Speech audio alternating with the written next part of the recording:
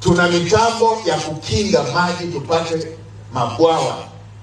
Tumieni hiyo mitambo. Na nimeelekeza miezi 6 baada ya kuanza bajeti mpya.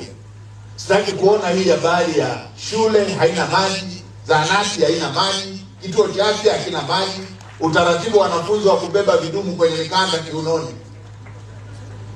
Kila eneo pachimbwe maji.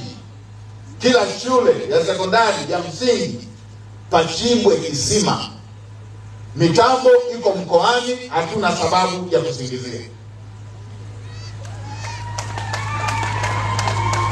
Unasema vifaa vinavyotakiwa, mabomba na vingine. Ndio maana nimesema kabla ya bajeti, wekeni kwenye vipaumbele haya mambo ya mahitaji ya kuchimba visima katika haya maeneo tunayoyasema.